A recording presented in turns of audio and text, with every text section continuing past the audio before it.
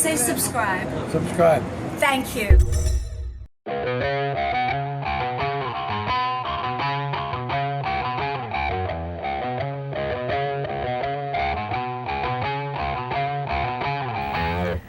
Hi, I'm Hanala, and I'm an alcoholic.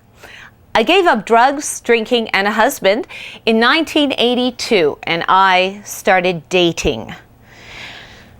One morning, I'm dragging myself to my women's support group. My eyes are swollen from crying because I had been on a date the night before. And after hours of just saying no, I finally said, "Oh, all right."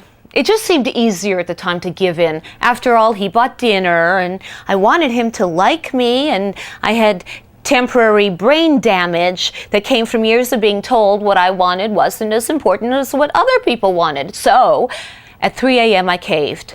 It was a sloppy, painful mess where I prayed to my newfound higher power for an out-of-body experience.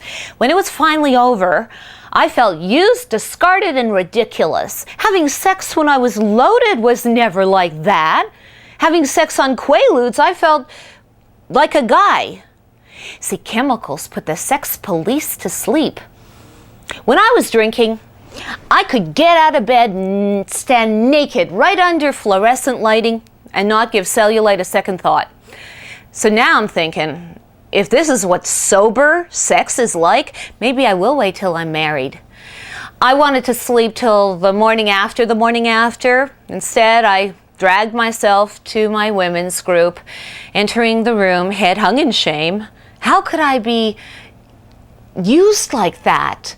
Why did I put his desires before mine?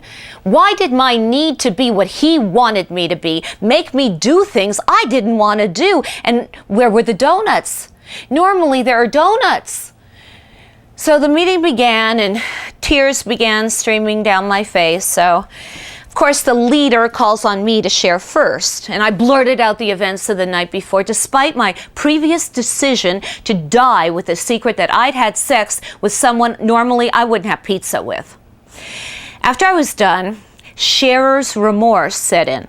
And I regretted revealing the intimate, humiliating details of how I allowed some slimy sex salesman to influence me. My recovery program says you're as sick as your secrets. And to increase your odds of staying sober, you share openly, honestly. But I was worrying about being judged by these women, most of whom were older housewives, career types. They'd think less of me. And their disapproval would further validate my low opinion of myself. But nonetheless, I'd put it out there. There was no taking it back. And I sat in my chair wishing I were in Quebec. And then Rose, mid-50s, wearing pearls and a sweater set, raised her hand. And she described how, as a teen, she'd been raped. And while it took her years to recover enough to enjoy sex, she now bites the pillow so she doesn't disturb the neighbors with her enthusiasm. Then Beverly shared how difficult it is for her to have sex. Her boyfriend grabs her when she comes home from the gym, but she feels too scuzzy. And then after the shower, forget it, she's too clean. And the whole meeting turned into confessions of oral sex, gay sex, Catholic and gerbil-related sex. It's nice to know you're not alone in your neurosis. So you want to know the whole drug, sex, recovery story? Well, it's in my book, which some people have called the funniest book in 10 years. You know, it even cracks me up, and I know it's coming. Well, if you want to order it, just click on the cover, which is an icon somewhere in here, and or you can go to Amazon.com and type in the title, which is "My Parents Went Through the Holocaust," and all I got was this lousy t-shirt, and it'll take you there.